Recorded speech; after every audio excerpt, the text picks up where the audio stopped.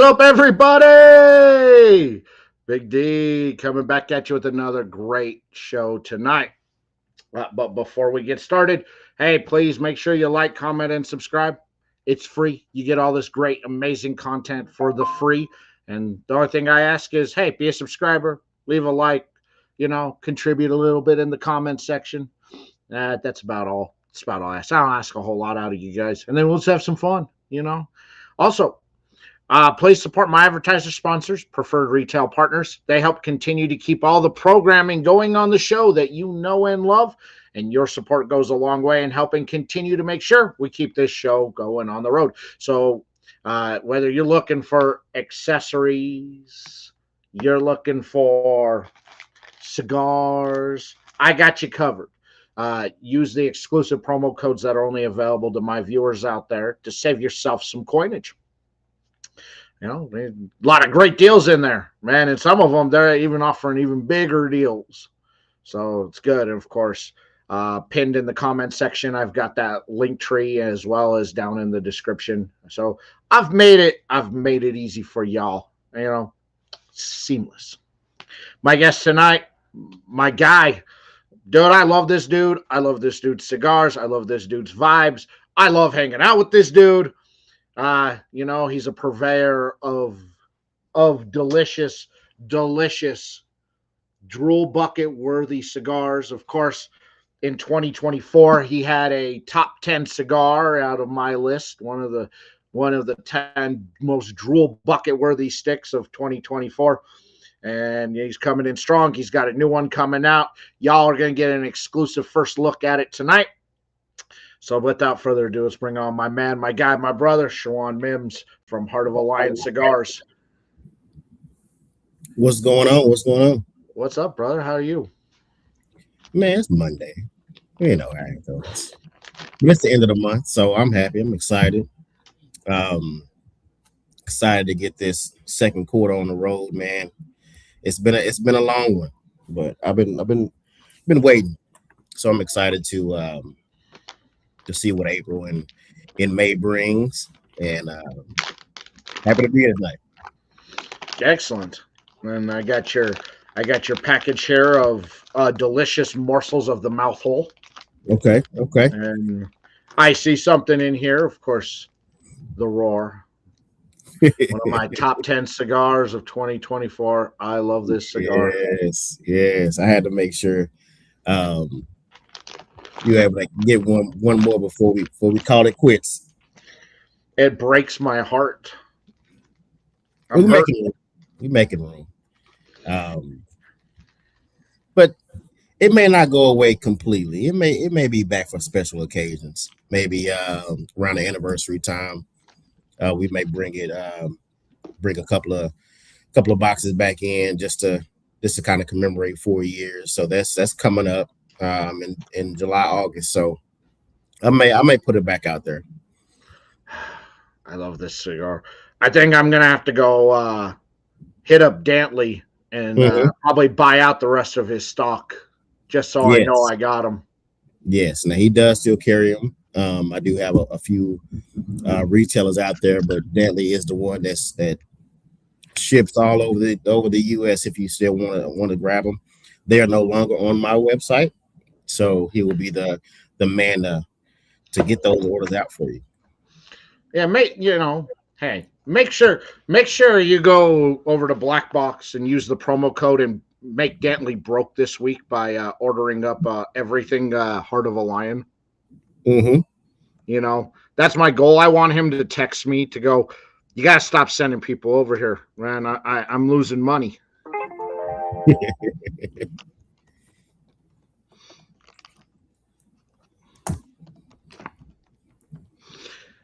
So you got a new one that's coming out. It is. We're about, I want to say mid-May. I had to push it back out a little bit, but I'm still excited for this one. Again, teamed up with a pristine manufacturer for these two. It's actually going to end up being 3 total. But we had some delays on my end down, get some things together. But excited for it. Safari is the name of the very first cigar with this particular manufacturer. And then we're going to release a cigar called Apex. Excited about that. So as soon as the day comes, I'll be sure to make sure I give you quite a few of them.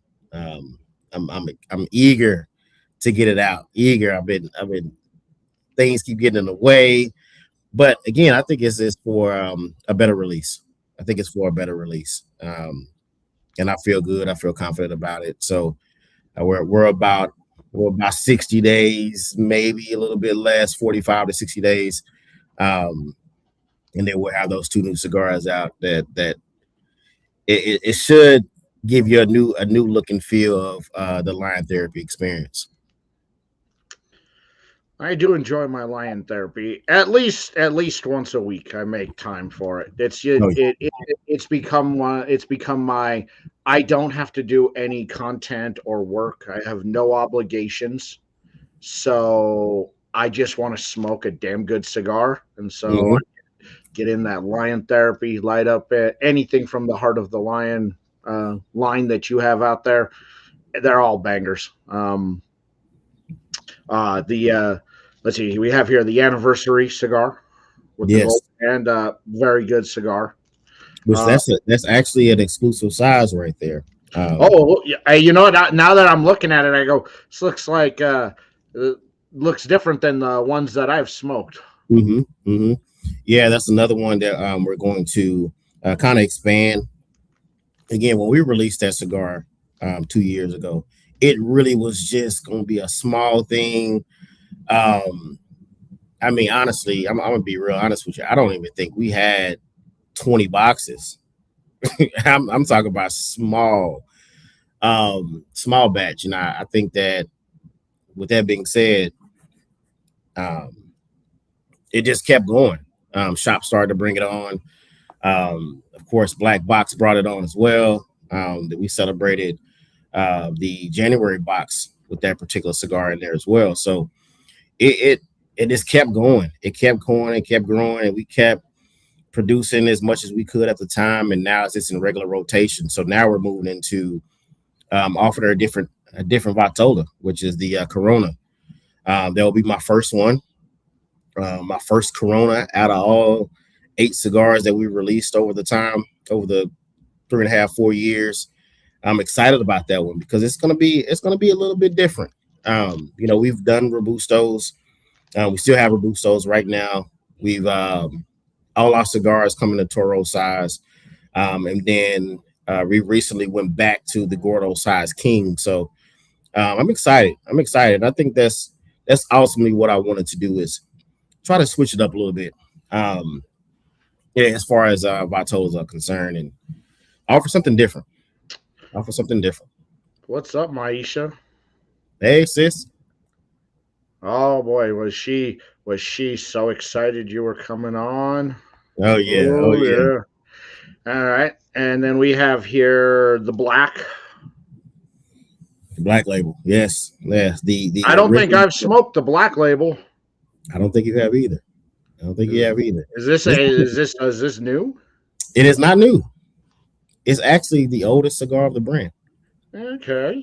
Yes, yes. So this cigar, I like to be a full transparent when it comes to um, the release dates of cigars and how long they've been around. This cigar was actually the very first blend I chose to start Heart of the Lion Cigar Co. Okay. Yeah, so very limited. Um, what I try to do is have it at pretty much every event. I try to move it around. Um, just to kind of give people a not the main five, the Queen Lioness, Leo King anniversary. But this is I love this cigar, Cameroon wrap. It's actually providing some more inspiration about one of the newer releases. There's going to be a Cameroon wrap as well. So this one is it's good medium body. I can smoke it morning, noon, night, doesn't matter. Cameroon Maduro here, but I love it. Well, I think I'm gonna have to hold off to that one. That one may have to. That one may have to get go in the review pile here. I Oh think I'm gonna yes. have to put that one off into the review pile out there. Well, I'm gonna go with the anniversary Perfect. in this size because I have not smoked this size, and I want to try it out. Oh I yeah. mean, it's piqued my interest in the Corona size. So it almost it almost appears to come across as a skinny Toro Mm-hmm. uh, to me, which as I thought it was. It seems it's a little bit big, longer than what your standard size Corona would be. Mm-hmm. Just a little bit. Around that 6.5. What's up, Miss Pretty While Puffin, Nicole Townsend? Hollywood, Hollywood. What's going on? It's Hollywood. Yeah. Okay. All right. So I'm putting that Black Label. Black Label is going to go in the review pile Cool. because Cool. that seems like the type of cigar that everybody needs to know about and then be jealous that I'm smoking. Also on the Black Box Cigar Club website as well. Line therapy. It's there. Make sure you use promo code 505 review. You're going to save some major coinage over on Black Box. I remember I want Dantley to text me that he's losing money because y'all are ordering so much. Right. Ooh. This was a good cigar as is. I enjoyed it. I had smoked the one you sent me like 6 or 8 months earlier.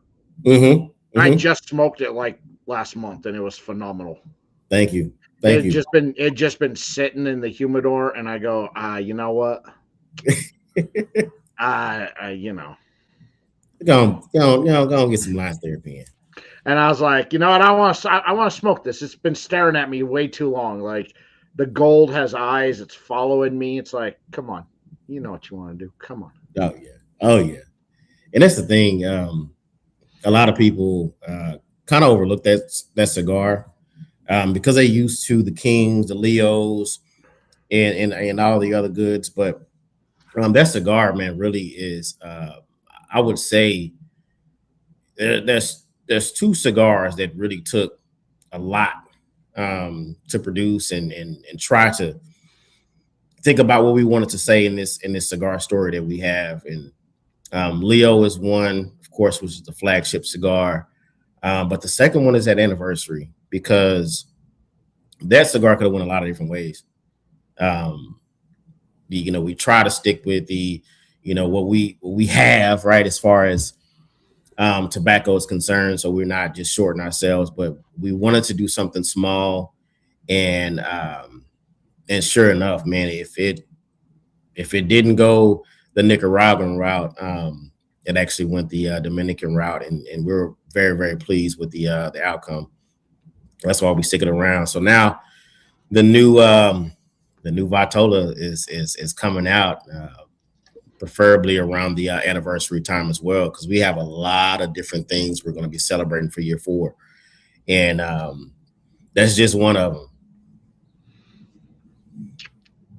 I do taste a smidgen difference between this one and the size you sent me. Little subtle difference between in the flavor, just kind of starting off. Oh yeah. Nothing major, just subtle on it. And then let's see here. We're just kind of going to go over a few of these because there are some people who are watching who may not be familiar with the brand out there, the Leo. Yes. Which I like this stick a lot. The Leo, the flagship cigar. Although we have 8 cigars out there on the market, the one cigar that represents me the most is probably the Leo. I didn't want to call it SherJuan cigar, but that one's probably represents me the most.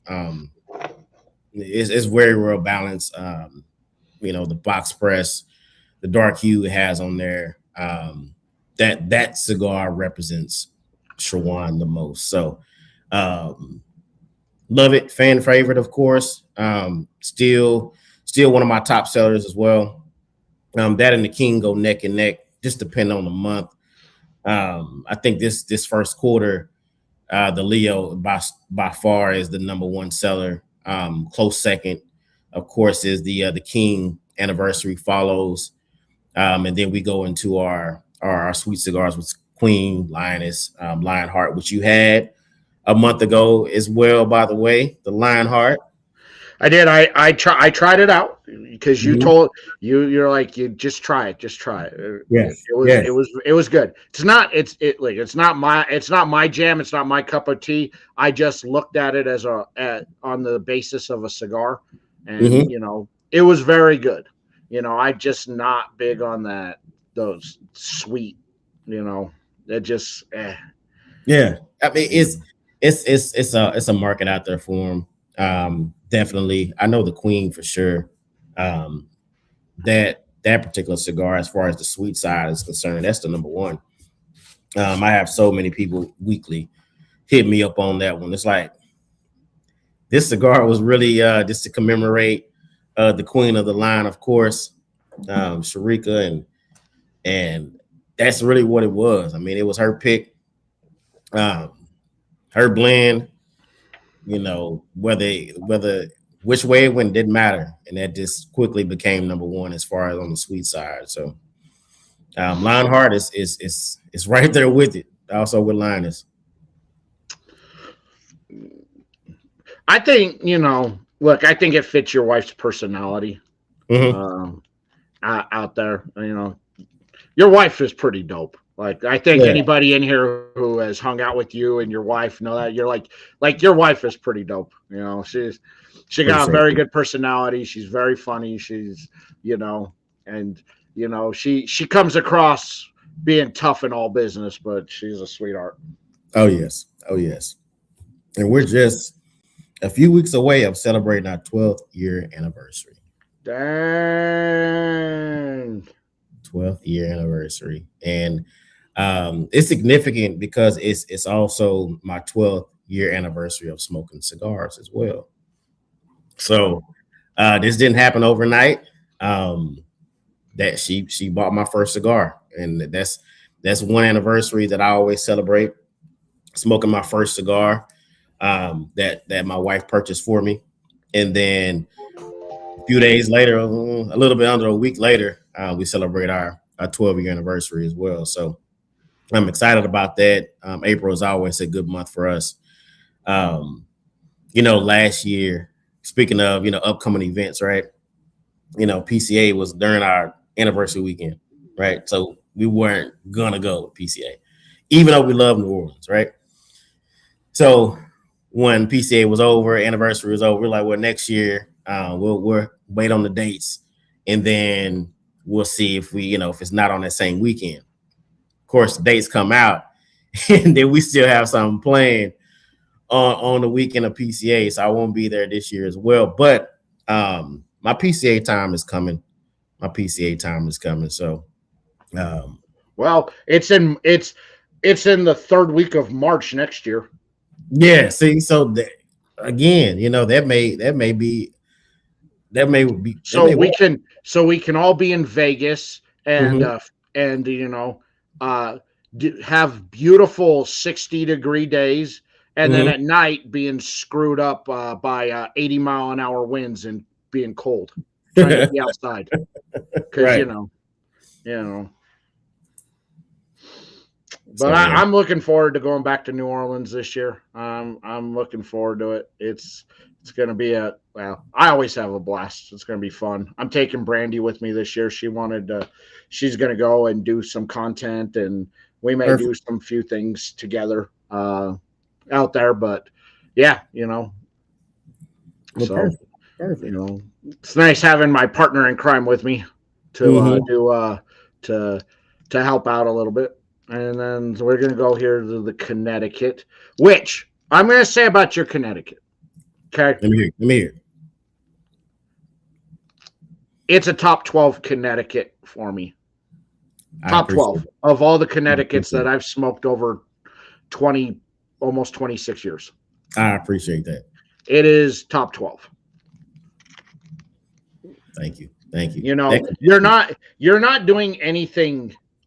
You're not doing anything original with it, but you let the tobacco talk, and it's the blend. Like, it's not going to blow you. You're not going to get blown away by it, but it's one of those cigars that's on that high end of mild to a low medium, but the flavors just it's popping every time I smoke the Connecticut. It just flavors just pop. Like it's so good. I love the thing about it is the sweetness to that cigar is just, it's like perfect, you know. Yeah, I'm not feeling like it's your regular Connecticut that a lot of people put out. Okay, toasty, nutty, creamy. Yep. You know, no, you've got nice layers to that Connecticut. Yeah, and that's the thing, you know. I'm definitely gonna be interested when the new Connecticut comes out. That comes out on my birthday, actually. So slightly after the anniversary, that one's going to come out and release. That's the reason why we end up taking it off the market last month, actually. But the new one is coming. It's going to be released on my birthday. So I'm excited about that one too, you know, and I'm excited to get that to you so you can figure out, hey, you know, SherJuan, I like the other one more, and I like this one. So now we decided to do a little bit something different, just to kind of enhance the portfolio. Again, when you come out with these cigars and you talk about these blending, working with everybody else, and getting customer feedback and getting my peers feedback, you always want to continue to try to elevate, and I think that's what year 4 is going to be. It's a year elevation. So I'm excited. You know, we kind of flip-flopped on what we wanted to release first. And, you know, the delay on my end was, hey, let's make sure we're doing the right thing, right? Safari was always going to be the next release. And it actually it just changed. When it changed hands, it changed blends. And I'm excited about Safari. And then Apex was it just had to come out. Phenomenal, beautiful cigar as well. And I'm, you know, speaking about portfolio, you know, always want to make sure you have a healthy balance. And when I had the Connecticut, of course, we had the Queen, which is with another Connecticut as well. We had the 2 Maduros, which is the Lioness and King. The only Habano that I had was the Leo, even though it's a darker shade, that sun-grown Habano. So it was kind of like, you know, what would I do next? So I don't have 3 of this, 3 of that, you know, kind of give you a different look and feel. And another one I want to mention as well is the Lionheart, which is not the same wrapper. It's similar, not same wrapper, but the Anniversary and Lionheart are both Sumatra wraps. So I thought that was important to kind of keep that balance, to kind of give you you can go the yin or the yang. So the Safari is going to be a Cameroon, and I'm excited about that. And that goes back to the original Black Label. Let's do something a little bit different as far as our portfolio, and just make sure we're keeping the balance. So when Safari release, it's going to be really, really nice. Apex is going to be their second Habano. It's going to be their second Habano. It's kind of crazy how the Cameroon is going to be the box press, and then the Habano is going to be the second Habano is going to be the Round Toro. So, man, once those come out, man, we're already in conversations with the packaging, which that was the big holdup. You know, Safari already had it out there online. Of course, it's going to be my orange label. Apex is going to be my gray label. The gray and gold, orange and gold for those two, and then we have the yellow joint that's going to drop on my my birthday, the revised Connecticut. So again, this thing it's moving, and shaking, and I'm excited. I'm very excited. You're going places. I told you 2 years ago when you first came on the very first time. Mm-hmm. Said there's just something different about what you got going on.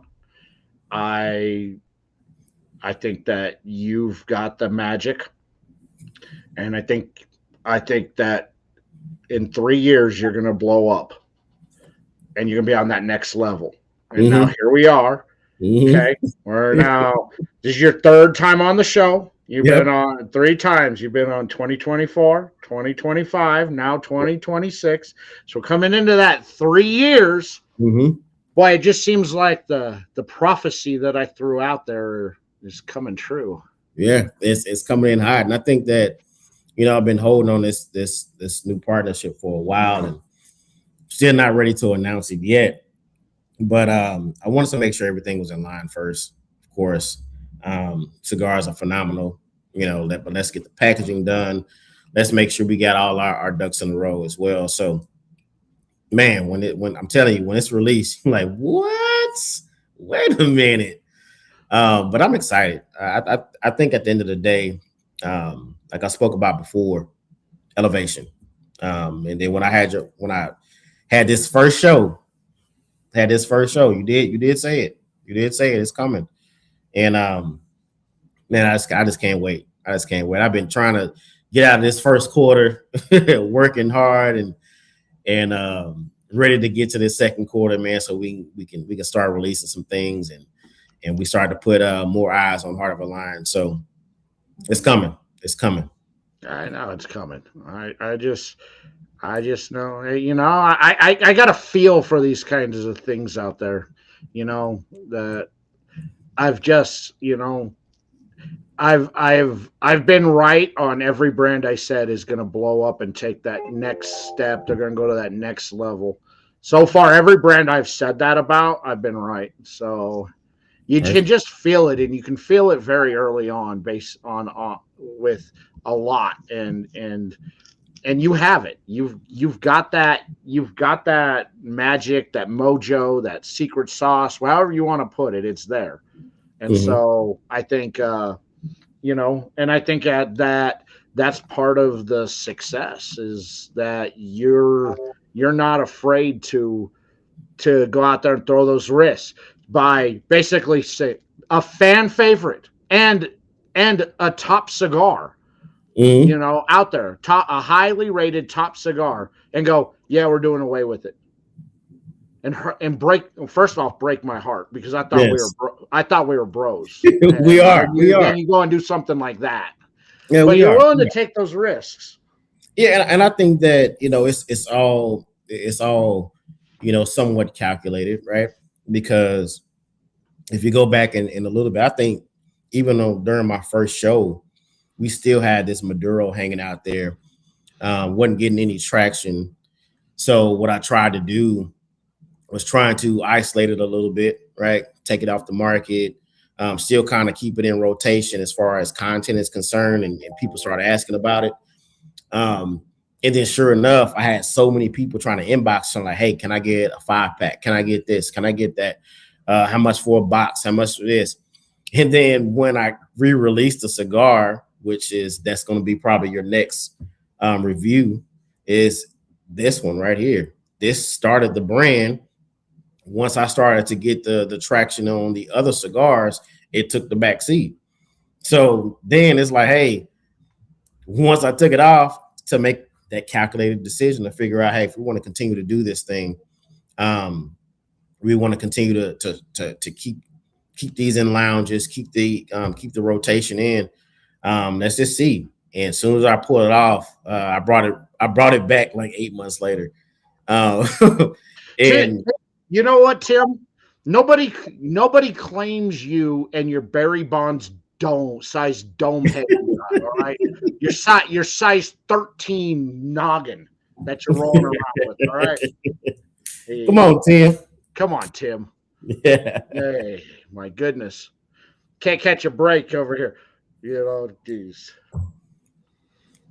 Tim and that swole dole. Yeah. Yeah. Say too many pops to the head.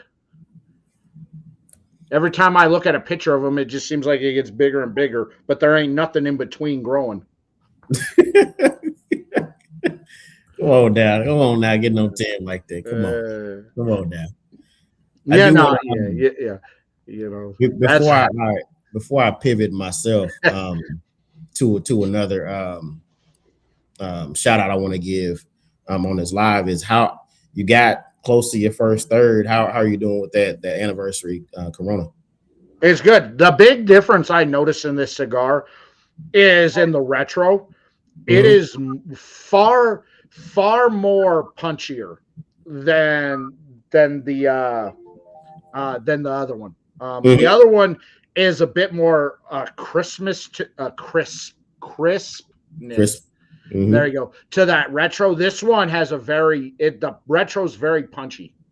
It really comes in swinging. And then towards the end, it starts to smooth out, but it hits you really hard up front. Yes, and I think that happens on those because I remember I've been playing with this one for a while. I posted it. I don't think anybody noticed, but I posted it even over a year and a half ago. But I think it captures what I wanted, right? Even though the Toro is been good, it's been phenomenal. Okay, yes, but slightly smaller, a little bit longer. It just hit a little bit different. Same blend, nothing's changed, but something about them Coronas. For me, Coronas and Robustos really kind of hit home for me. I know we don't offer a lot of them, but I think that's what we want to start doing. It's kind of offering a little bit different here and there. A couple of my lounges do have Robustos. I have not done a Robusto in the Leo. I have not done Robustos in the Roar, which of course is not available anymore. All other ones have done Robustos. The only Gordo we had was the King, which 405 Cigar Lounge is carrying that in Oklahoma. I'll be seeing them soon, by the way. But yeah, it's just that Corona is something different, and I want to see if I can do another cigar in a Corona as well in the future, just to kind of have that little healthy balance of being able to offer something different. I get it. I think it's nice to kind of add a little bit of variety out onto what you have, and it's very good. Flavors on the palate haven't really changed a whole lot for me, but the retro is what it's the big one for me. It's like the flavor profile of the retro is significantly different. It is and to me that makes it a completely different cigar just because of that. Just because that retro totally different. I'm not really getting anything out of this retro that I was getting out of the other one. Okay. Just because that other one was smooth and crisp, and this one is very punchy. That pepper really hits you right at the beginning of your retro. I mean, it comes in, it's haymakers galore. So I wonder. So we had the Toro that you had was probably a year. I mean, I've had it. You had it for 8 months, right? I had it for 8 months, and that was probably a year sitting and chilling. This particular Corona is probably around that 4-month range. Okay. Kept in a different environment as well. That's why they're special. They're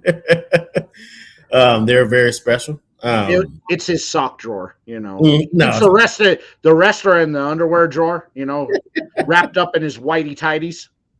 But the rest, these socks, that's why it makes it a little bit special. Yeah, but I did want to, because again, that's an exclusive cigar. That's straight from the founder's humidor that's been chilling for a while. Well, and I could see in a couple of months it settling down a little bit Mhm. more from where it's at. This had this had 4 months on it. So is that 4 months post roll or Post roll, okay? post roll. Yeah. Yeah. So it's still a young cigar.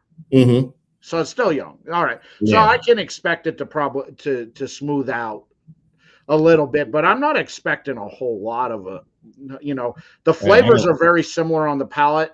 The retro may chill a bit, but I don't think it's going to chill out a lot to where you get Right. that smoothness that the other one had. Agreed. Agreed. Agreed. Um, One thing that we're going to be doing that I wanted to kind of highlight for our upcoming future, because again, this is kind of like a breaking news podcast that I wanted to do with you It, tonight. it's what it's what I do. Yeah, yeah, It's what I do. and we celebrate 4 years on the end of July, going into August, and we have so many things coming out, man. And I kind of just wanted to shout out to because you see me keep sipping on this whiskey. I am partaking in a brand called Acre Distilling Co. This Okay. is their single malt. This is their 7-year aged single malt. Only available at the distillery. Special bottle that I've been holding on and drinking on for I want to say about 5-6 months right now. They gifted it to me around our last event that we had there. But I'll be having my 4-year anniversary at the distillery this year. I know it's going to be a little bit hot, but we're going to be indoor, outdoor. We're going to have a phenomenal time. We will have cigars. We will have the new releases available. But I've been rocking with this company for 3 years. I've been in business for 4. I've been rocking with them for 3. And they granted me the access to have my anniversary there. So I want to just give a shout out to Acre Distilling Co. I post a lot with them over the years. You'll see me continue to do it, man. They're family out there. Phenomenal distillery. They do everything. I'm stuck on the whiskey, but they have rum, which I posted before. They have vodkas. They have gins. They have a little bit of everything for any individual. So I love them. I love them. So my 4-year anniversary is going to be at the distillery this year. So I'm excited about that. So I want to shout them out. So was that Hollywood? Wanted to know, was that on your table at your cut and light you had at Dallas Smoke Fest? Yeah, I always represent them. I have a lot of apparel that I tried to bring around. Once we have our typically what I do when we go to a BYOB cigar lounge, like we did it at 405 last year, or the year before, which we'll come back to 405 in Oklahoma. But I try to offer little samples. But Acre has always been around for us. I mean, we've done events at of course DSF, which they will be heavily involved in DSF this year as well. They actually came out to our in this past year our cigars and spirit education, where they had a little bit of everything, not all of it, but they had a little bit of everything that you can try. So big participant in Dallas Smoke Fest. I've done Blowing Smoke. I've done Patriot Smoke there in Mesquite. So they bring it. They bring it, and they have just about everything. They have low proof, the 90 percentile proof. The everyday they go high. They got the single malts. They have the rise. They have the high proof stuff as well. So I love this company, and I continue to be a great steward for them. And we have some special things coming, man. I'm working on some things. We're working on some things. So hopefully, if not this year, the top of 2027, we can start announcing some things. So I'm excited. But this is the 7-year single malt from Acre Distilling Co. Phenomenal whiskey right there. Isn't it amazing, like with spirits and tobacco, you know, it sometimes takes 5 to 7 years before you get anything that's worth smoking or drinking. It's like, yeah, I'm starting this business, but we're not going to do anything with it for the next 7 years. Yeah, that's the thing. That's the thing. And then it, because you always want to make sure things are cooking in the right direction. And this bourbon business, man, I'm glad that I'm somewhat a part of it, because that's really another love for me. Cigars and whiskey, it's just a thing for me. A lot of people are like, man, you don't do this, and I love whiskey. If you've seen on one of my recent posts, I have a love for whiskey, and the way the process is to create something this phenomenal, and then also the time. I mean, you just talked about it. I mean, this is a 7-year whiskey, but I've been in business for 4. So 3 years before I was, this thing was sitting in the barrel. So I know nothing of spirits.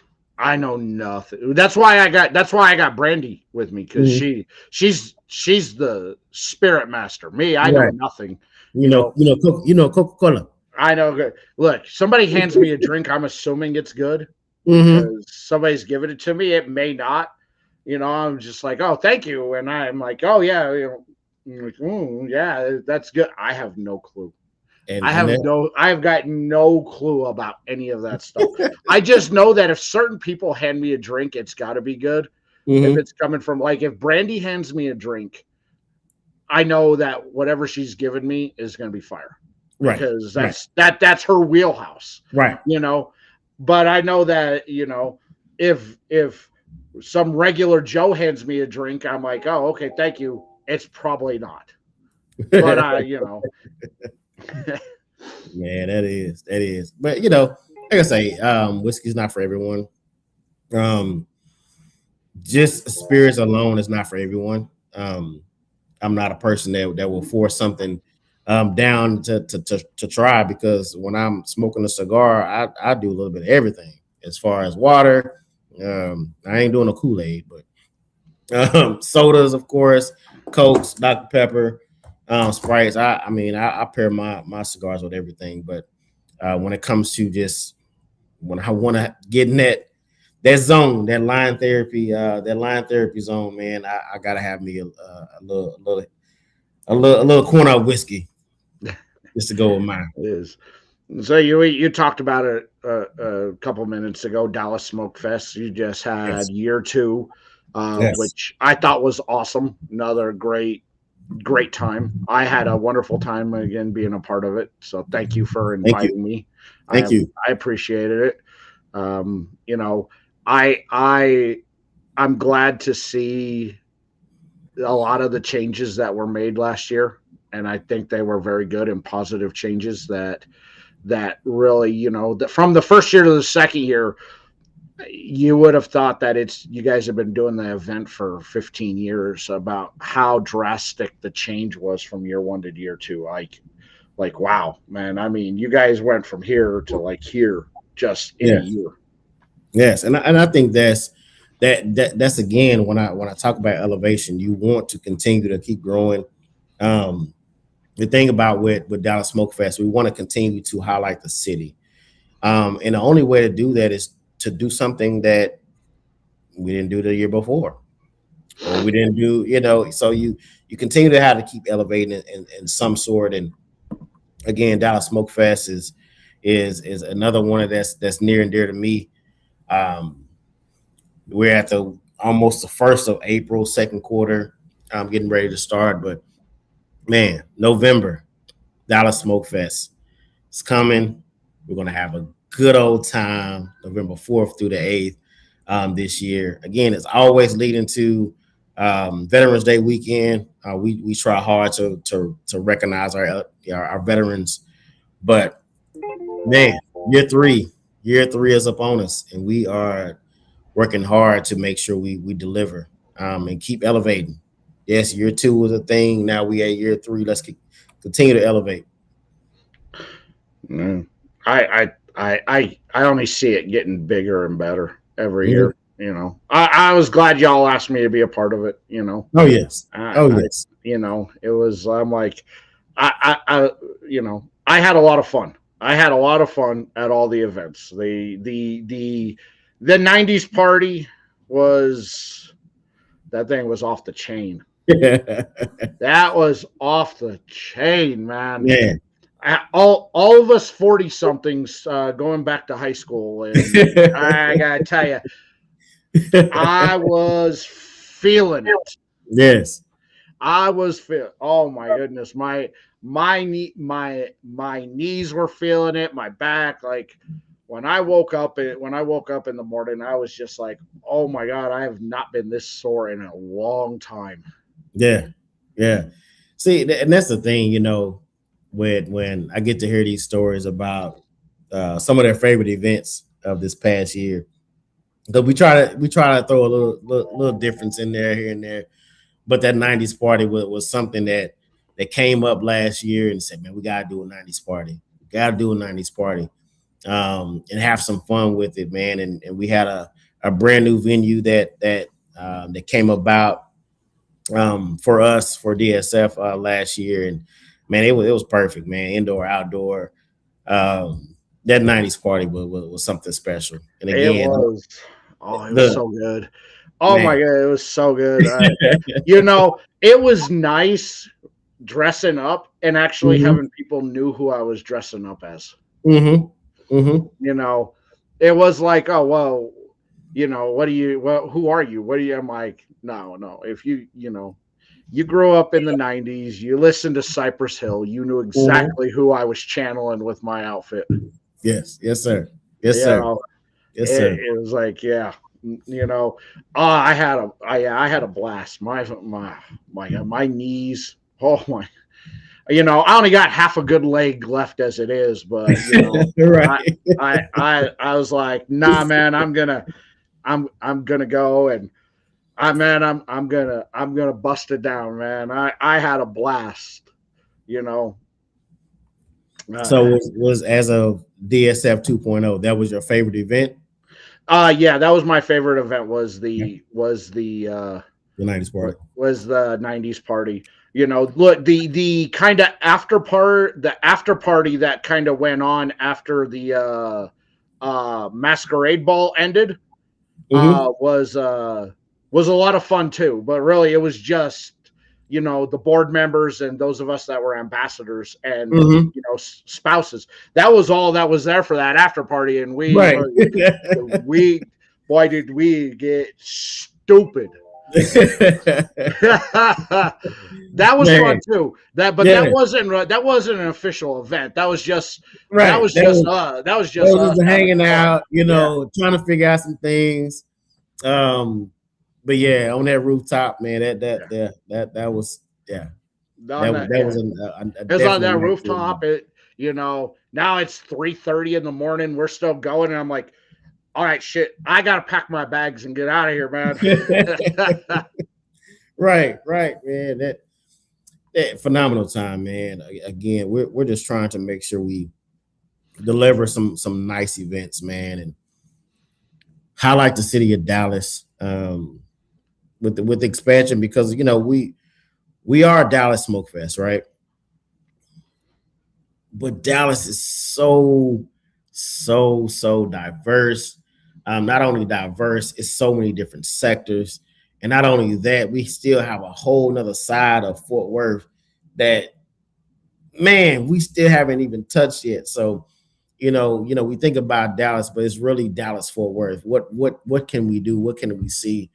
Year one, we did go into the midpoint of Arlington when we did our Thursday night ladies event for year one. That was kind of like in between, but it's still it's a massive mass of two cities that's kind of married together, and you know, it's only up from here. It's only up from here. So I'm excited. I'm excited. Year 3 is coming again. I wasn't frozen, but right. you know, I was too busy breaking. I was too busy having fun breaking it Hey, down. like that wind was cold. I left and I left to go jump in my Uber at like 3:45 in that morning to go back to the hotel to go pack my bags because I had to catch a flight, you know. And you tossed me a bag of cigars down off that rooftop. You're man, like, wait. Let it go. The only thing I thought was, oh man, don't let the wind catch that. that day in time, man, we had a lot going on. And again, when you're planning events like this, you never know the unexpected, and sure enough, you know, I'm going in and breaking stuff down on Saturday night, and sure Sunday I was almost out. I was not wanting to do anything Sunday, but we still was able to come up with the Fatigues and Flames event, and it still was a phenomenal time. I was feeling horrible. You talking about somebody sick, but I still hung in there. I still hung in there, and I was out for like a week. I did not feel good at all, but man, it was such a good time, man. Meeting some phenomenal people, and you just love events like this. Again, you know, I don't get to, you know, with our young children, I don't get to travel as much as I would want to, especially having a cigar brand. But being a part of Dallas Smoke Fest, it allowed me to still kind of engage with some of these people that travel all over the nation to go to these events, man. And look, I met so many people, man. I'm very thankful that they came and hang out with us for DSF 2.0, man. So I'm excited for what we have for 2026. So hopefully they'll be able to join us this year in this November of this year. So it'll be cool. My Isha's trying to brag about how good she looks for being 50. Come on, girl. Better bring that 50 in. Yeah. I was just, you know, I found it a bit of blessing, you know, because like you, I got a young kid. I don't get to go and travel and go to all the events like I used to go and do. So I got to be very selective about what I do because, you know, it's hard to, you know, when you got, you know, baby mama who works the overnight shift, you know, and then, you know, you got me and I put in 50, 60 plus hours a week. You know, I got the 21-year-old in the house who, you know, good luck trying to motivate her to do anything other than get out of bed. right. You know, and so, you know, I got to be selective about what I do and choose, which is why, you know, as much as I'd like to go and do more stuff, I can't, you know. I carve out for PCA to go. That's a big event, and for somebody like me who's in the media, it's one of those I got to do. You know, Rocky Mountain Cigar Fest. You know, I count that out. It's the hometown. You know, it's the home area cigar festival. I make time for that, and then after that, like I can probably fit one more thing in. And so when y'all asked me to be a part of DSF, I was like, for sure. You know, for the last 2 years, I was part of it. You know, nobody's asked me for year 3, so. Oh, it's coming. It's coming. I'm telling you right now. You know, I'm telling you right now on live breaking news. 505 Cigar Review will be at Dallas Smoke Fest. You know, I just show up and work. Like that's all you guys said. Show up and work, so I show up and work. Yeah, that's like okay. This is what I'm doing. I'm showing up and I'm working. We got you. And it's like I don't get why that's hard for people. Yeah, it's like you kind of get to do everything for free, and all you gotta do is just show up and it's like what do you want me to do? Just stand here. Yeah, just be yourself. have a good time. We're gonna make sure you're taken care of, man. But look, 3.0 is coming. Excited about that as well. We got some updates. It's gonna be coming for quarter two. Website updates as well. Of course, right now we're still doing the early bird special for not only GA but VIPs as well. We're kind of increasing those VIP numbers just slightly to 75 this year. But again, grab your tickets right now, DallasSmokeFest.com. Get it right now while you can, because I'm telling you, this thing is going to be even bigger and better for 2026. So I'm excited for it. We got some things in line. We're working on we're crossing some T's and dotting some I's right now. Reason why we haven't released as much as we normally would be. But it is coming. Quarter two is going to be our strong suit. Of course, we have some individuals going to be down there at PCA, going to be promoting for us. We got a few other Cigar Weeks, Pensacola coming up.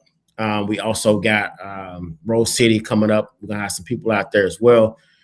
We in Chicago as well. I want to mention Chicago over the summer. So we have some hitting points that will have some representation down there and be talking about Smoke Fest. But again, we want to make sure we allow the other events to take place, have fun, but also know that we'll also have some representation out there to talk about Smoke Fest. It's in November.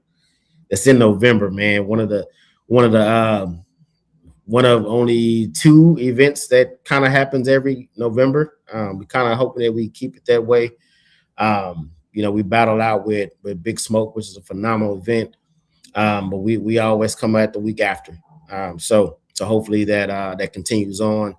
And then we be one of those highlighted events to come to Dallas, which is a perfect opportunity. It's not too hot. It's not cold. It's just perfect for you. So yeah, Dallas Smoke Fest 3.0, 2026. Yeah, and Hollywood touched on it that they changed Rocky Mountain Cigar Fest from outside of Denver up to Cheyenne, Wyoming this year and changed the dates. And I got to say, it's unacceptable that I now have to drive 5 miles to the event. Look at you. It's unacceptable that I don't have to deal with Denver traffic. I don't have to get a hotel room. Mm-hmm. I have to drive 5 miles. Unreal. Perfect. Unreal. Okay. They're bringing it to you. Yeah, they are. They're bringing it to me.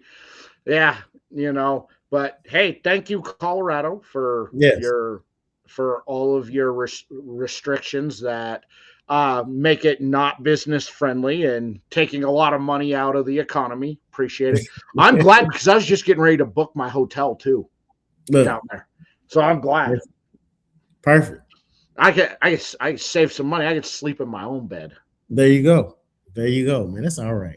I love that. That's it. I get to sleep in my own bed. I don't have to book a hotel. I just get to, it's good. It's like, yeah, I'm excited. I think it's going to be a great time up here. On top of that, if you've gone to Rocky Mountain in the past, you got to remember you're paying a 67% tax on your tobacco down there. Mm-hmm. So when you're buying those samplers out there, that's with the 67% tax.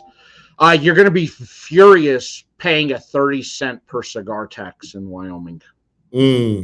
Furious. 30 cents. No, we can do that.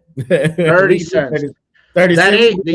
That $8 cigar that's up here, that's $8.30. That's $17.50 in Colorado. See, it's a win-win. The move happens right down the street from 505, and look, cigars are cheaper. There you go. That's right. And I don't have to drive the 80 miles down to Denver. Wow. I don't have to drive the 80 miles. Wow.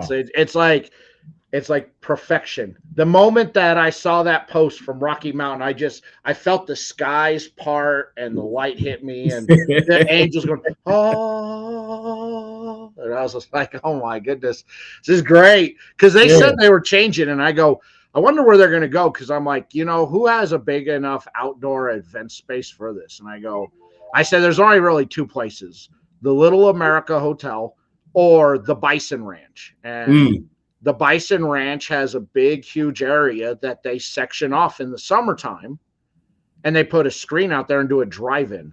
So it's big enough out there. Plus, the people could go hang out and take pictures with the bison, and it's one of the few places you'll see camels in America. They have 6 camels on the Bison Ranch. Oh wow!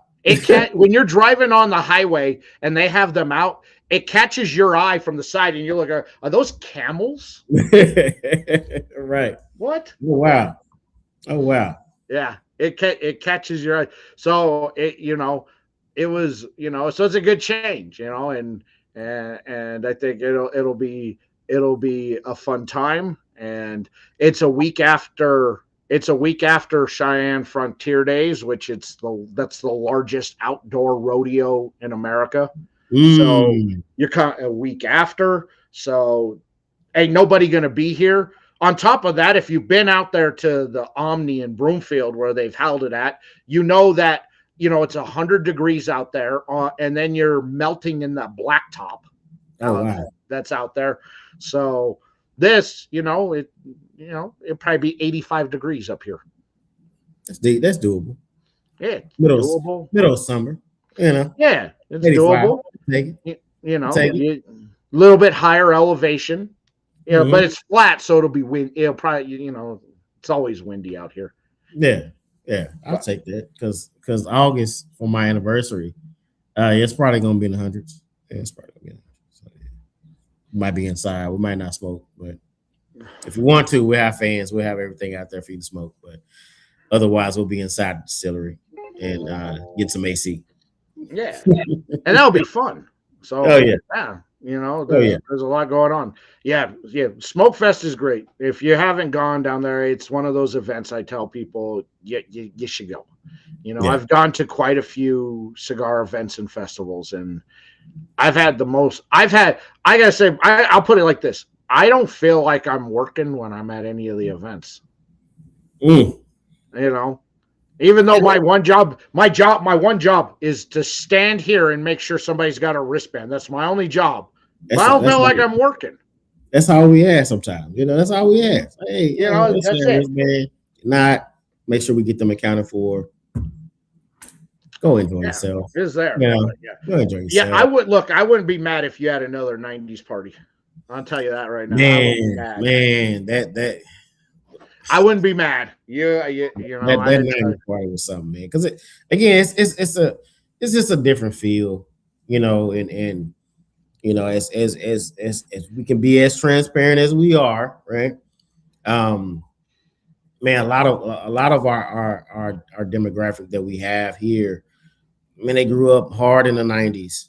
I mean, let's be honest. Like, we're not trying to bring in the 2010s and all that good stuff. Look, let's bring in the 90s, man. That's man. 90s was the best. I'll go to the grave on that one.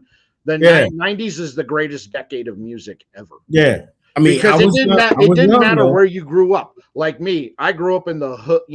I grew up in the hood in northern New Mexico. Mm-hmm. But I tell you what, I listened to every type of music. And any house party you'd go to in the 90s, you would show up. There's gangster rap, followed by heavy metal, followed by country, it was every genre. It didn't matter. And everybody's jamming out to it all. Did not matter what it was. And it gave you this great appreciation for all types of music, and that's just what I love.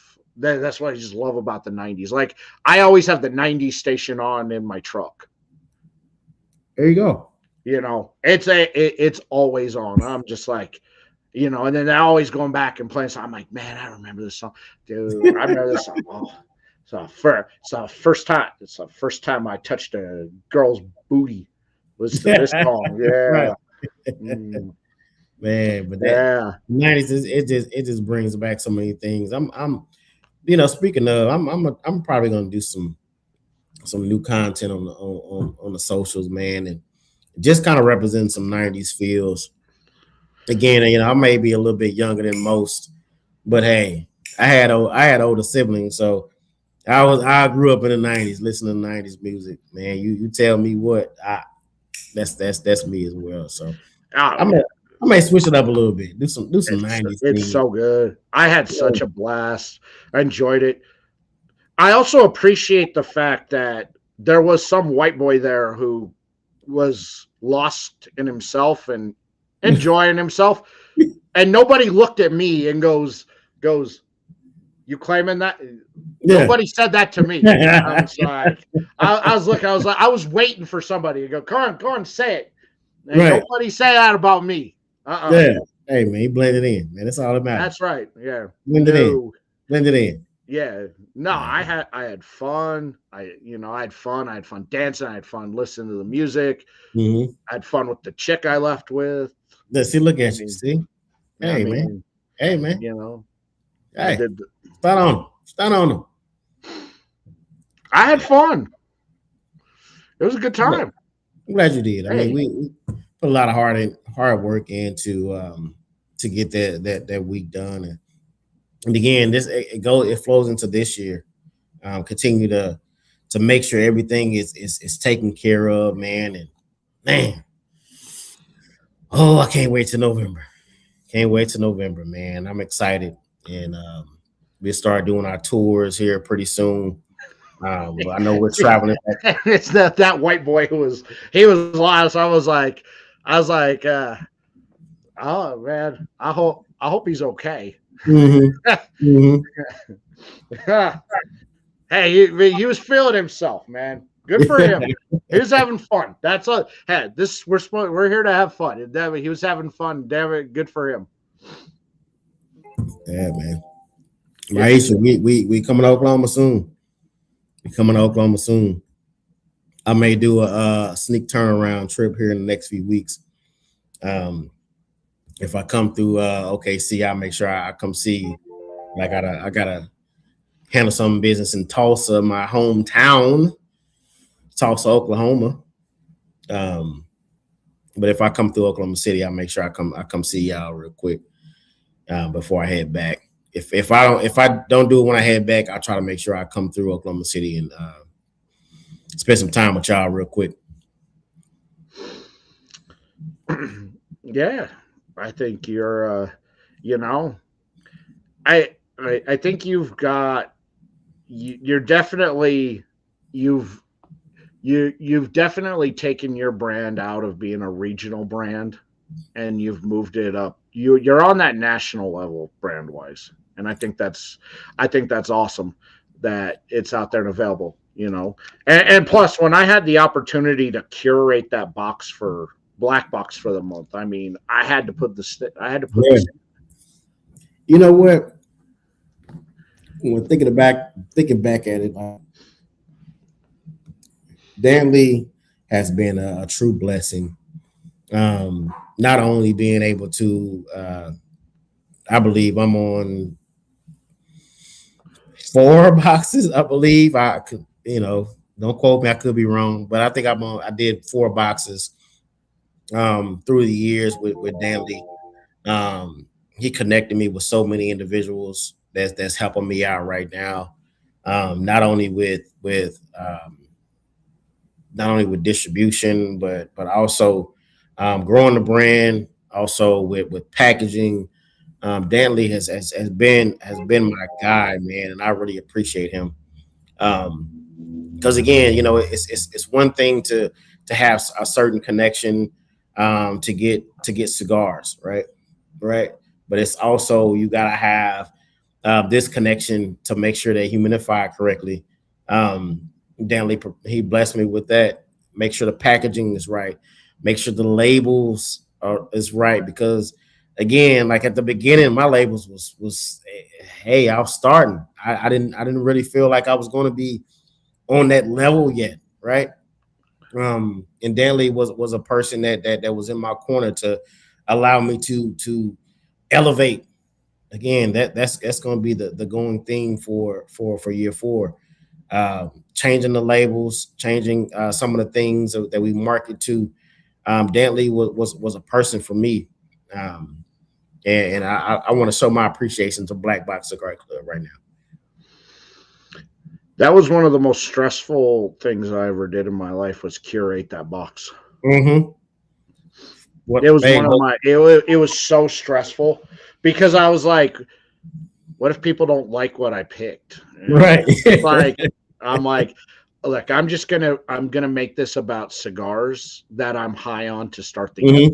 And I'm like, these are the cigars I'm gonna do. And so he asked me for 4 or 5 brands, and I gave him a list of 10. Yeah. And he was like, all right, I got you. And then I'm on the Black Box Facebook group page, watching people post, get their take on what they think of the box. I'm looking at everything, and it's like, oh man, people love the box I curated. And I was like, oh yeah, like, oh yeah, you know. And then I've had the opportunity to partially curate another box, and then to be a part of a member only box. Mm-hmm. So I've had a lot of opportunities, and every time Dantley brings a new brand into Black Box, he asks me what I think about them. What's your favorite cigars from this box, or from this brand? What do you like? You know, what do you like? What don't you like? And so I tell them what I like and what I don't like from those brands. Yeah, you know, to bring them in. And I've gotten I've gotten 3 or 4 brands brought into the club just because I recommended those cigars to him. And so that led to him, bringing them in and carrying everything that they make, or some of what they can make. I wanted to make sure that I to do well by a lot of brands that have done well by me, and allow those brands to get out there a bit more, have people enjoy them a bit more. Yeah, and I think that's important. A lot of what I initially thought from growing my brand was, I gotta do it, I gotta smoke it, I gotta do this, I gotta post it, I gotta do that, and not having the fan base, right, of the brand yet. I didn't know how much. I didn't think how much that would help me grow, right? And when I had the opportunity, I got my first lounge early. 3 months in, I got the second lounge. They helped me out as well.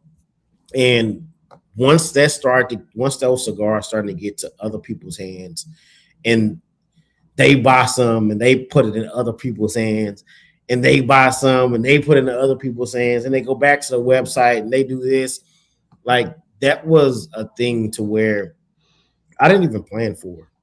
Let's be honest. The cigars that I really released when I started the brand was just to make sure that I had enough for my fan base. Father-in-law, of course, was going to support me. Our Ken Peoples from Arkansas was going to support. But then once I started to really get the brand out there, Oklahoma came in, Texas came in from San Antonio to Houston to Austin to, of course, DFW area. And you don't realize how much they will help you elevate your brand, right? And I'm so thankful for everyone that enjoyed the line therapy experience. I do. I love it. Man, it was just a small thing, a small 2 cents, just to kind of have a cigar. Didn't think about giving it to the masses. Look, I want a cigar for my own, smoke on the back patio, my cigar lounge. I'm not smoking that now because it's a little bit we have a lake that feeds into our backyard, and mosquitoes are kind of bad right now. We had some rain, and yeah, that's another conversation. But yeah, man, they allowed me to help brand this thing, and line therapy is getting posted everywhere, man. If all I had was 5 people to start. That 5 turned to 10, 10 turned into 20, 20 turned into to 35 partnerships. Man, and line smokers all over the nation. Man, I've really enjoyed this run, and we're not stopping. So just know that 505 said we're gonna be national here pretty soon, and we started, but there are some new cigars that are gonna release. My Safari Apex, man, when those come out and we get to announce our partnership, that national scene is going to be broadened a little bit. Well, I'm say a whole lot more. That way we can start getting this thing out, man. So I'm glad, I'm excited. I hate that I wasn't able to show you tonight, but just know in the next 45, 60 days, you'll start seeing some things. The Safari will be out, Apex will be out. And then on my birthday, we're retool that Connecticut, that 505 love. We'll retool it. And I know you will love it. And we'll have 3 cigars by the time that we come back on here, man. That it's gonna be a thing. We got this summer's packed. The summer is packed, man. Let me ask you a technical question. Yes, sir. When you go in for working on the blends, do you go in with an idea of mind on what you're wanting to do, or do you just kind of wing it and go, something like this and make it work? So it's a little bit of telling the story, because again, I'll always go back to the actual origin story, right? And the origin story also thinks about the regions that these tobaccos come from, right? So when something is on my mind, if something sticks, now you get to bring that thing to life. What does it mean, right? All my cigars are line related, right? All of them. But there's something that within that cigar story for me that actually enhances this experience, right? And every one of those things helped me think about, hey, look, this is kind of what I want, right? It's not, and I'm not on this live talking about I'm a master blender. I'm nowhere near a master blender, right? I'm not, right? I'm in Dallas, Texas. we don't have tobacco farms here in Dallas, Texas. But what I have and what I want to deliver with this Heart of a Lion Cigar Co. brand is a vision and a story to help facilitate what this line therapy experience is like, right? So you think about it, and I don't want to bore anybody, but I want to talk about these cigars that I have released right now, right? And I hope I don't lose anybody. But listen, we had a Connecticut blend that Daniel loves. Of course, it was our white label, right? This particular cigar was a cigar that not only featured the mellow, the mild taste of a cigar that can go across any palate, right? Regardless if you're full body, regardless if medium, this Connecticut was to just be the base point for you, right? And then you go into something that we released later, which is another Connecticut, the Queen, which represents our first year anniversary. But it painted the story of giving back to the person that bought my first cigar. So what is her palate like, right? What is she like in this in cigar smoking? Because I smoke 2-3 a day. Now, Sharika, what do you like? What do you want to see in a cigar, right? That was our first anniversary, but instead of putting an anniversary tag on it, you place it in and put the Queen, because it's Heart of a Lion. It's Heart of a Lion Cigar Co. Every king has a queen, right? That was the cigar that she curated and dedicated to her. Then we go into the one of the cigars that you love the most, right? The Roar, which was a healthy balance in between the Dominican tobacco and allowing the dual wrap a San Andres to get you to that mild medium standpoint of a cigar palette, right? That that really ushered in we can do more, right? We can do more. That particular cigar told the story of what me and my father-in-law loved, right? Me and my father-in-law loved at the time the Rocket Patel A10. If you know about that cigar, you know that it is a dual wrap. It's a little bit stronger than my Roar, of course, but that particular cigar was a love for us for a long time. For a long time, still, I still have some of my humidor, still. So that was going to be the cigar brand for him to dedicate my smoking buddy, father-in-law, right? Then you go into what we call today, what you smoked a month ago, right? The Lionheart. This was another cigar that has a sweet cap, non-infused, but it was to really balance what we call that mild medium take, but also offer a different blend as far as not just going Dominican, just keeping Dominican, but also having a sweet cap. But let's change the wrapper, right? Let's change the wrapper. Let's go Sumatra wrap, right? Let's see what this does. For a year and a half, that particular cigar was exclusive to a lounge here in Dallas Fort Worth, and that kind of ushered in something totally different, right?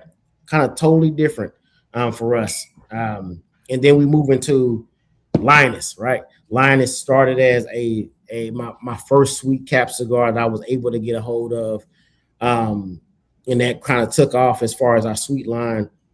But it was a medium. It's medium Maduro.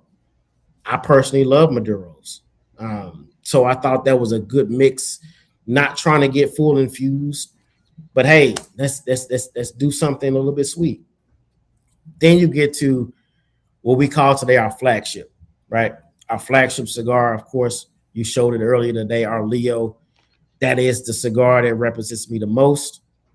That is a Drew Bucket worthy cigar. Drew Bucket worthy. Mm-hmm.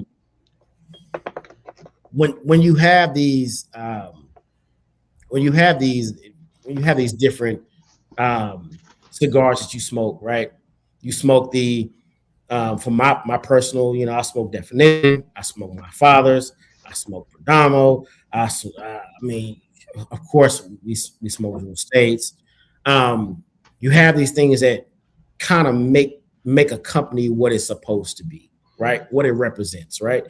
And that's where this Leo became to the forefront of our brand, right? Because a lot of people was like, "What's your flagship?" Didn't have one at the time. It wasn't identified. Of course, we didn't celebrate it as our flagship. But like, what represents you the most? Like, what is a Lion Therapy cigar to you? That's where I really had to say, look, this is what our brand is all about. It's flexible, right? It's I wouldn't say new, of course, because we're not doing anything like out of this world as far as tobacco is concerned. I'm in Dallas, right? But it was my step into highlighting all the other cigars that we had coming out of the Dominican Republic. But that was my first taste of Nicaraguan tobacco into our brand. So what I wanted to do is make sure that, look, if you enjoy this particular cigar, which we're going to name Leo, which represents me, right? But it's going to be our flagship, whether if you like this particular cigar and you want to go a little bit stronger, you go King. But if you want to go to our Dominican-based blends, you can do that. But this is your basis point, even though it's graded as a medium plus, right? So now, we go into the cigar I'm smoking tonight, right? Which is our very first cigar to start the brand, Cameroon, which is pure medium. This cigar really started us. It really started us. And that's kind of the origin story of Heart of a Lion Cigar Co. At the time, I was heavy Maduro, but not too strong, right?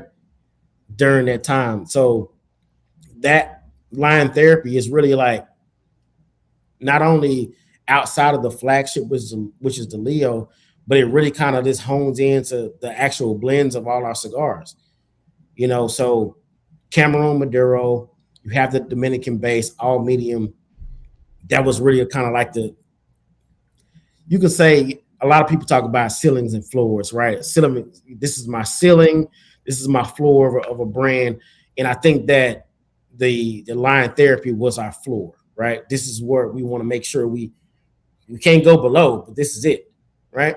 That's why the line therapy cigar is at events only. We run them through Black Box Cigar Club. We have a few lounges that carry line therapy, but it's kind of like this base cigar. It's the base, right? So it's the floor for us. But then we step into our 1A or top seller in some cases, in some markets, our king, which kind of brings everything together, right? It brings the king cigar is our only full body offering that brings all of it together, right? You talk about you having so many cigars, you have 5, 6 cigars that all Dominican base. You have one cigar that's pure Nicaraguan, which is our Leo, but then you have this king out here. What does this king do? What does this mean for the brand? This brand for us is all line related.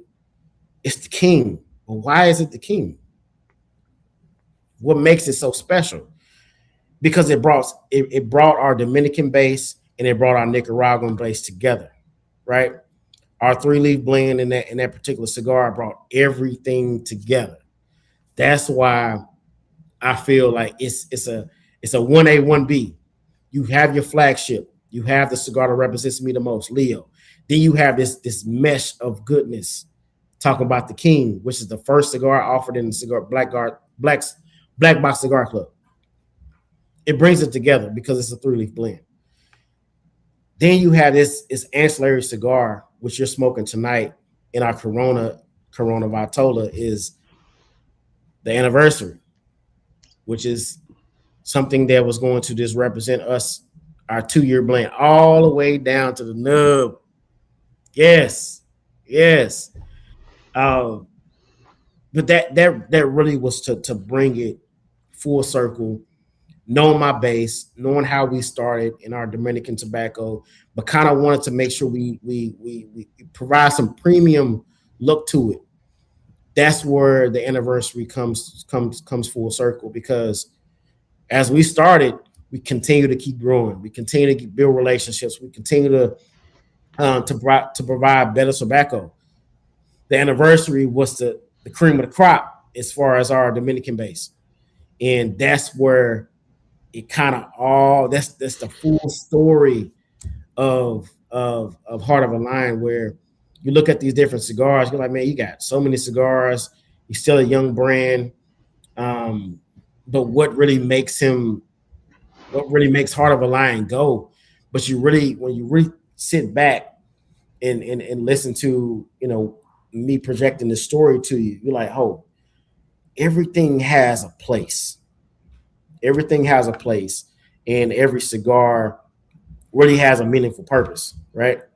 Because outside of our customer base that wants this, wants that, yes, you want to create a cigar for every individual, but hey, we talking about millions of customers, right? But really, that's the pack. That is the what I call, because I'm Heart of a Lion, that is the lion pride, right? What makes the pride is different. It's different lines that make this pride, right? It's different things that you will see in our brand that, okay, that's kind of a upper echelon cigar.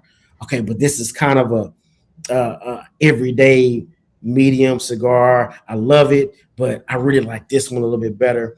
But also it allows some a sweet palate for a customer to have.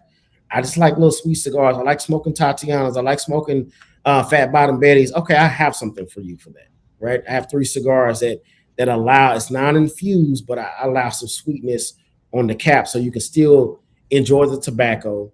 You still can get everything you need that will satisfy your palate, but also got a little sweetness on it. It got a little sweetness on it, so it allows you to do a little bit of finding yourself.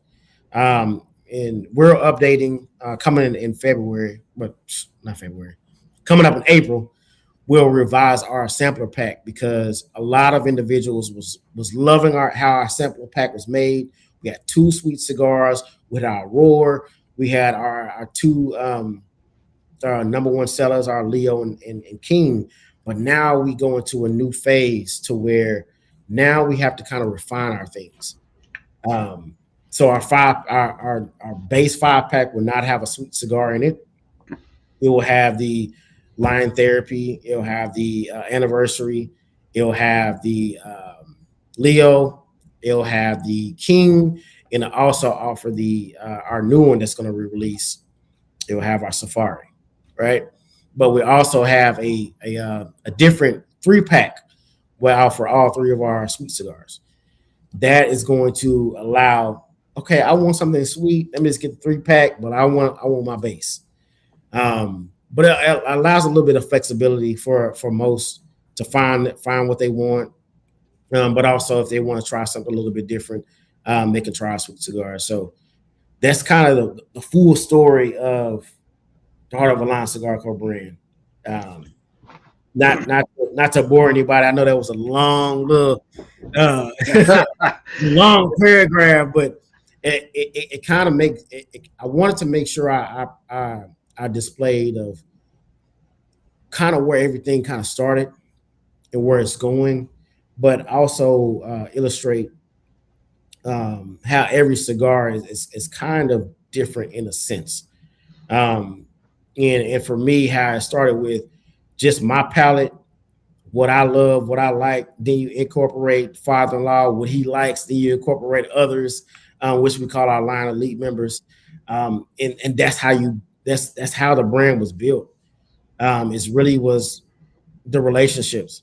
And again, I talk about this often. You know, hey, what was your greatest accomplishment with creating a cigar brand? I know you're selling cigars and sending cigars across the nation. It's really the relationships, because again, we keep going because of these relationships, right? We keep building, we keep making sure we're putting out fire product because of these relationships.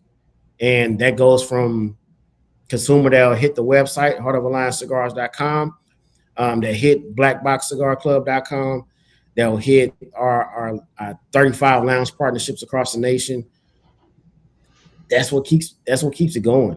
That's what keeps it going, man. So I just wanted to really take that long time to really talk about all the cigars we offer and where they kind of fit in this in this order of cigars that we have, and make sure that not only customers or consumers can understand what we're doing.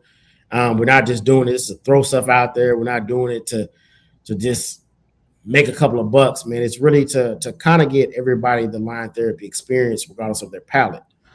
And I think that's important for us to still be here, for one, and still continue to put out fire product. And I'm excited for the new stuff. Our new partnership, man. He's been a blessing.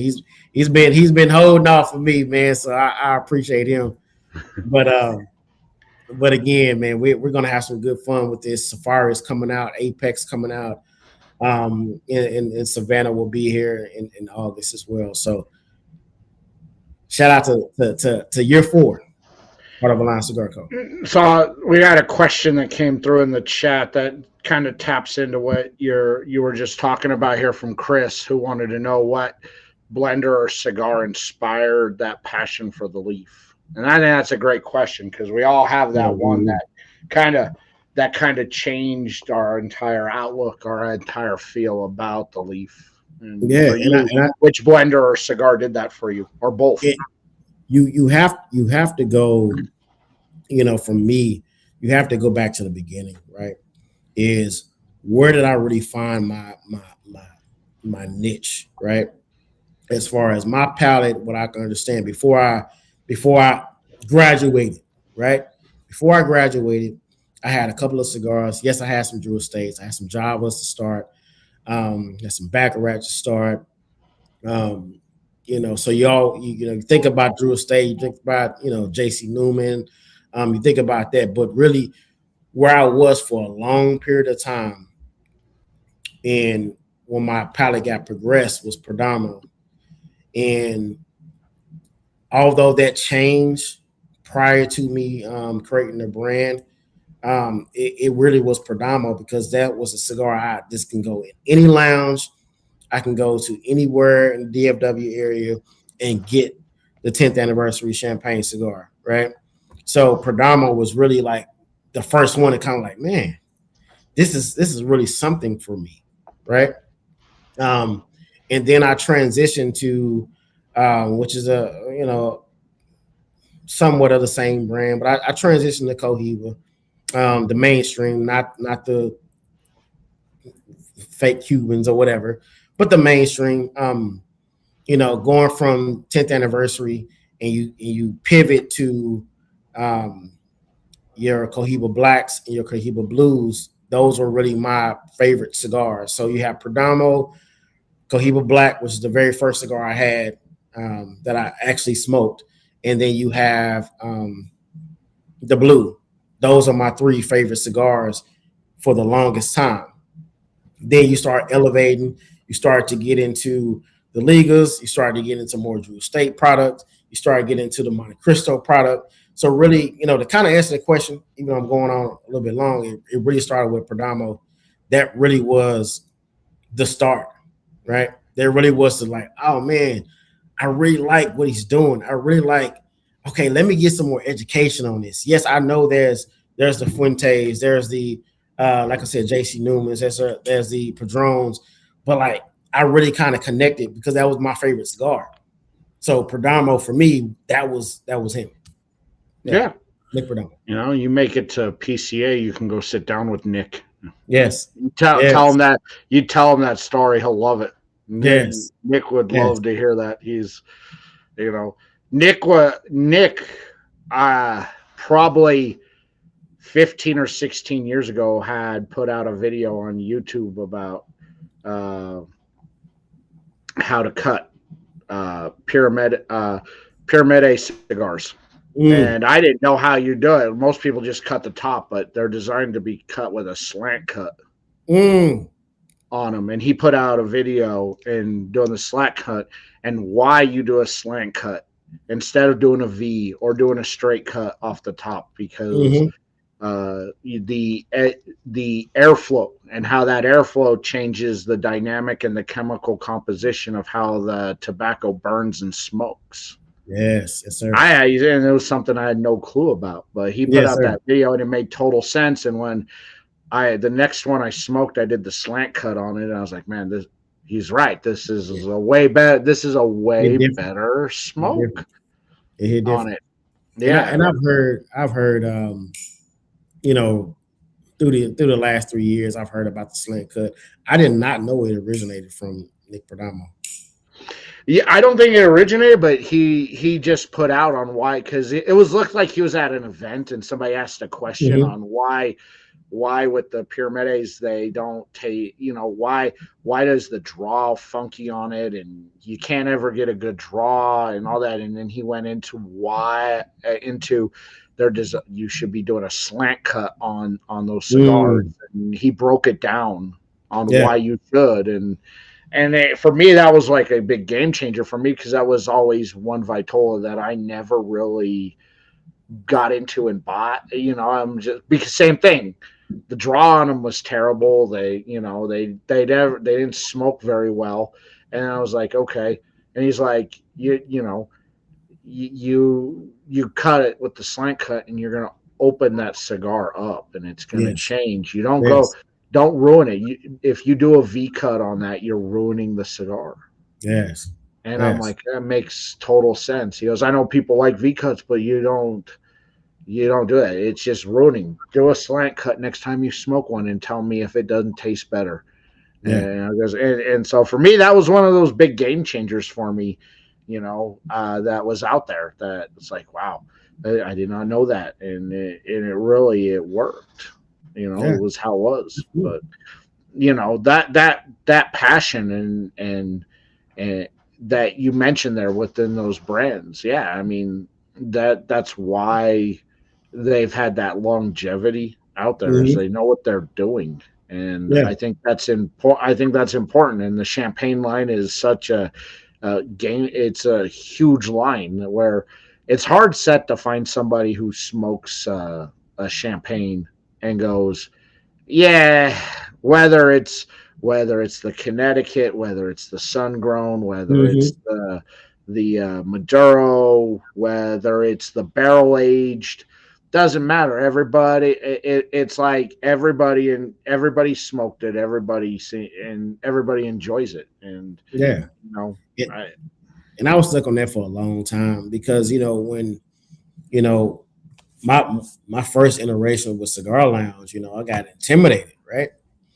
It's just like I look at it the same way when I go to the store and I look at all these whiskeys and bourbons, right? You go into the humidor, you have all these different cigars. You're like, man, I don't know what I want, but I know what I like. I know what I would think, what I would enjoy, and that was the first thing, because again, it had this beautiful band on it. It has this beautiful cellophane on it. It's like, man, what's that one? I want that one, right? It caught my eye, right? It caught my eye, and I think that's what kind of ushered in this. I want to know more about Perdomo, and then our Cigar Lounge here at the time in Rockwall. It offered a 5-pack, and then also they used to sell us the empty cigar boxes. So not only do I love 10th anniversary champagne, they have a 5-pack where I can enjoy this Perdomo brand, and then also as I'm walking out and I can go buy this empty cigar box, which we didn't have humidors at the time, right? I can go buy this empty box and put my cigars in there, and like I'm fully Perdomo, right? That really kind of hit home for me. So that was really like the start. That's the start, and yeah, I'm very grateful for that start, because at the end of the day, I never put the cigar down. Still haven't put the cigar down. Saying there's Chris, from the 1903 La Laura Platinum. That for him was the one that kind of piqued him into better cigars, and I think yes, it's all out there, and I always remember though that first time I ever dropped any sort of money back in the early 2000s. I dropped $16 on a cigar, and that was a lot of money back then. To buy a 1964 Padron, like that was a lot of money back then. And but for me, such a game changing cigar, because it was, I'd only been smoking cigars for about a year, and I was kind of stuck in what I liked based upon what I was originally given when I started smoking. That I didn't want to vary. I was too scared to vary it out to different fields, but I pulled the trigger. I'm like, I'm gonna do it. And then for me, that was I'm like, holy cow, man, this is okay. Okay, is this a $16 now? Good luck, but for me back then, $16, that was a lot of money, man. And I remember the first real huge cigar purchase I ever made was in 2008, and it was when the Opus X Double Oscuro dropped out, and they only made 1,000 of them, 5-pack, and they were $35 a piece then, because they were so rare. It had African Cameroon wrapper, African Cameroon Oscuro wrapper in a Dominican Cameroon Oscuro binder, and it was in a Lancero. That sounds delicious. And that was the first real huge purchase I ever made, because my guy at the shop told me they were coming, and I saved up for them. I'm like, nah, I think this is going to be a special cigar. And it, you know, and I was like, I gotta, I'm gonna do it. I'm gonna pull the trigger, because he was only getting a few boxes in, and he was only gonna sell them as fivers, not individually. And so I was like, I'm gonna do it. I'm gonna buy a fiver of these at $35 a piece. Big money. Big money. Yeah, big money then. Now, good luck. Now, something like that. No, man, good luck getting out for under a bill for that now. But yeah, for sure. You know, but yeah, you know, all these different brands, this kind of, you know, it always led you on a journey, you know, and like I constantly go through my palette ever changing, where I'm always on to something. Like I ended the year and started the year, you know, heavy on broadleaf. And now that has kind of transitioned. I'm into Habanos, like huge, you know, so it went from broadleaf to Habano over the last couple weeks, where I was like, because a lot of what I was smoking was broadleaf. I was like, just exclusively. So where it was at, you know, when you drop this, you kind of hit me at the right time, because I was going through a barber pole phase. And so this came out. You told me that. That came out right, you know, right in the middle of me going through that barber pole phase, and it was a memorable cigar, so it stuck with me on that. Then, man, this is good. Like, it's good. And so, yeah, you know, so it's all of these phases. So right now I'm on the Habano kick. Who knows where that will lead to? We get into the summer, I may be on something different.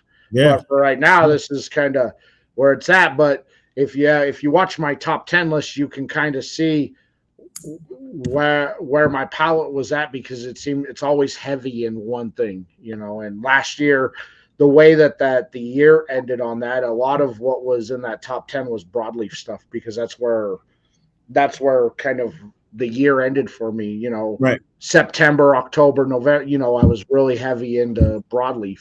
And then the last couple of weeks, now it's shifted over to Habanos. So let's do this right now. Let's make sure we get you some more Leos, and we get you some more when they release. We get you some Apex. So make sure we keep on that before you switch up. Before you switch up. So so, you know, but it's ever changing. It's just like, where am I at now? What are we doing? But that's just, I find it fascinating, because that's just kind of where our palettes lead us to. And really, the switch came a few weeks ago when I had my guy Alan on from Family by Loyalty, and he had just his brand new drop came out with the Echo, you know. And again, that was a cigar when he was working out the blend on it, I had been smoking, you know, and I had tested them out. And I told him straightforward. He goes, "No, this is going to be my budget stick." And I go, as your friend, I cannot in good conscience tell you that you cannot sell this cigar for less than $15. It's that good. Oh, wow. And this is my budget stick. And then when he came on, he told us, he goes, "Yeah, this cigar is going to run on average at a retail shop $8 to $10. And I was like, really? You know, his Connecticut is in this new line he dropped is like his champagne. You know, there's it's got a bit more body to it than what you get out of a champagne, and it's phenomenal. But the Habano, oh my goodness, is that that really caused a switch up in my palate, where I kind of went from broadleaf heavy to now I'm Habano heavy, where I'm at. And now that you mention it, right? And it's not to compare, but now that you mention it, it's crazy how, thinking about this Connecticut that will drop on my birthday, right? This new revised Connecticut. it really is very, very similar to champagne. Now that I'm sitting here having this conversation and thinking about it, like, wait a minute, wait, this is why it hit. It brought me back to the roots. It brought me back to the roots, and I didn't have this premonition or whatever, this thought until just now. This new Connecticut that will release in August reminds me of the Connecticut. It reminds me of the Connecticut Champagne 10th anniversary. That is the switch. And I don't know if that's gonna, now that I'm saying this out loud and you have a love for my original Connecticut, I don't know if this is gonna be like, I don't know. No, but you I know, really want you to I really want you to try it first to see if you whatever you get and whatever your palate feels for that time. But that's what it really did for me. That's what it really did for me. And I think that the switch for me, it puts it in that category. It puts it in that category. So if you know my Connecticut now, that and you know that the direction I tried to go with the new one, you probably gonna be like, oh yeah, I see what you're doing. I see that. Yeah, I think though it's a good homage. Look, a lot of brands try to imitate the champagne Connecticut champagne from Perdomo. A lot of people try and they fail at it because that's such a unique cigar on its own. But when you can create something that's really, would consider it a tribute to a legendary cigar, Exactly. then it's a beautiful thing. You know, you're not trying to copy. I'm not trying to copy. You're not trying to copy, but in a way, you're creating a tribute to a cigar that had a big influence on you. And I think, you know, you're probably the sixth or seventh guest I had on that said that same response, which was that Perdomo Champagne was really the cigar that inspired them. Yeah, and it really just depends on where you are. And I think that, you know, sometimes you have these conversations that really kind of opens things up for you, right? It opens your mind up. You're never thinking about this past when you're creating in what you know. For me, what I'm discussing with the factory is like, hey, this is what I'm thinking about. This is what I want to change. This is the feel. They're not going to say, oh, just like Perdomo's 10th anniversary champagne. No, they're not going to say that. But it's like, hey, okay, do it this way and then do it this way. With our resources, do it this way. Let's see how it goes, and then let's do it this way. And send me 15 each. And then you go, I go through those, and you say, okay, well, send me 2 boxes because I have 15 of my closest friends and lounge partners that I want to make sure I give a couple to before I make a decision. I call them, you know, that's really what continue to help us build this pipeline of doing things with individuals, because I can't do it all myself. I have help. I have my father-in-law, which is right on my corner, my guy. I'm hoping that he retires soon. so I can send him on the road so we can talk about this national, and I can send him on the road. And he still wants to work another year. It's gonna be this June. It was supposed to be June 2024. I work with one of those guys. You know, I got one of my guys who's 72 and he's still out in the field grinding away as a tech. But I've known him for 10 years, and every year he says 2 years.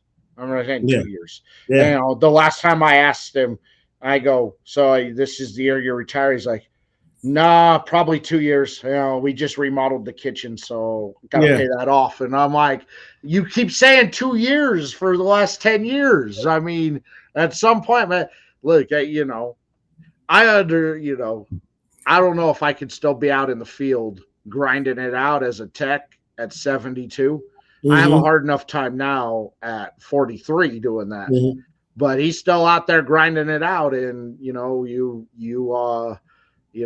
I get it, but look, if I had the opportunity to smoke cigars all day and travel the country, I'd do it. yeah. Look, if I'm trying to get him. I thought it was going to be June of 2024. He went another year. I thought it was going to be June of 2025. He went on another year. Now we're approaching June 2026, and you're like, yeah, I think 2027 is going. I'm not gonna blame my father-in-law for not retiring and me sending them on the road to promote the brand, but I'm honestly just glad that he's continued to keep moving and shaking. I'm not gonna sit here and rush him. I think that everything happens for a reason. Mm-hmm. And when he says, "Okay, son-in-law, I'm gonna go ahead and go on the road for you. Tell me where I'm going this week." I believe we'll be at that time, and I think that um, whenever that time comes, man, you'll definitely see his presence, his knowledge of cigars is impeccable as well, and he represents the brand a lot. Um, just being there from the start, not only the start of the brand, but the start of we both smoked our first cigar at the same time, and that's one of the things I love about it. A lot of people don't know about this story. I tell it a lot. It's on the website, of course. My wife bought us the first cigars for the groomsmen for our bachelor party, which is a week ahead of our wedding. And my father-in-law, of course, was on the lookout for all of us, including me, including his future son-in-law. But we all partake in a cigar at the exact same time, and I love that part of my cigar story that I get to share, because I did not get to smoke a cigar with my actual father. He passed in 2020 in 2021. So I didn't get to have a cigar with him, but I did have a cigar with my father-in-law, and not only my first cigar, we continue to have cigars very, very often. And he supports the brand, especially in the Dallas Fort Worth area. You'll see him. If you don't see me, you'll see Ronnie Rock, and he's going to be the one. If you don't see me once you start going on this national tour, you'll see him, and he's abreast with everything about this brand. And I hope they introduce him soon. If you haven't seen him on my socials, he's going to be my chief of sales and move around and do everything, man. He's my guy. He's my guy. SherJuan, man, I appreciate you coming on tonight, Yes, sir. sharing your story, telling us all about the new drop that we can expect here very, very shortly. I'm excited to light it up when it comes out. And of course, if you're interested in anything Heart of a Lion cigars, they are available at Black Box Cigar Club. I put a direct link to the Heart of the Lion section page to Black Box down in the description, so easy to find. You can just click on it; it'll take you right there. You can see everything that SherJuan has and Dantley has in the store. Make sure you use that promo code 505 review when you check out. Save some coinage, and of course, I want Dantley to text me that he's losing money on all of these Heart of the Lion sales when it comes, in a couple days. So you gotta do your thing. Yeah, continue to go on Black Box Cigar Club. They'll be my first retailer to house my first two blends that I release. in this quarter. Um, unwillingly or willingly, as I'm trying to push this on Danley already. But I want to make sure that he has them first. So when we release them, man, you can go directly to Black Box Cigar Club, and you can hit Heart of a Line Cigar Co. To grab these cigars, man. I'm excited. I can't wait to really release these cigars. I've been holding on them for so long, man. But again, holding on to them to make sure that the product is fire, make sure the packaging is fire, make sure we can continue to produce. If we sell out, man, we need to continue to keep them moving. So be on the lookout the next 45 to 60 days for these drops to come. Safari Apex will be releasing. That's going to be my orange label, Safari, and then my gray label, Apex. Those are going to be the two cigars we release. And then my birthday will have our 4-year anniversary and release another cigar. It's going to be our retooled Connecticut, and it's going to be called Savannah. And I am so excited to continue this brand. And thank you, 505, for having me on tonight. It's been a workumsome. I made that word up. First quarter for us. But we're pushing through. We're pushing through to year 4, and I'm excited. And I'm glad that you're going to be a part of it, not only on the cigar scene, but also be a part of Dallas Smoke Fest 3.0 on November 4th through the 8th this year, 2026. Come join us. Come join us. I'm looking forward to it. Thank you all for hanging out with us tonight. Next week, we got Doc SherJuan from Pensacola Cigar Week. Yes, coming back on, promote Pensacola Cigar Fest. Excited to have her on, and I think my guy Bruno will also be joining her. Bruno Lyons will also be sitting in with SherJuan as well. Love both those people. Love them to death. Love them both. So that's it for tonight, guys. Thank you all so much for watching, and we will see y'all next week. Take care. Be safe out there. Don't do anything SherJuan and I wouldn't do, because we're both sweet and innocent boys. And we will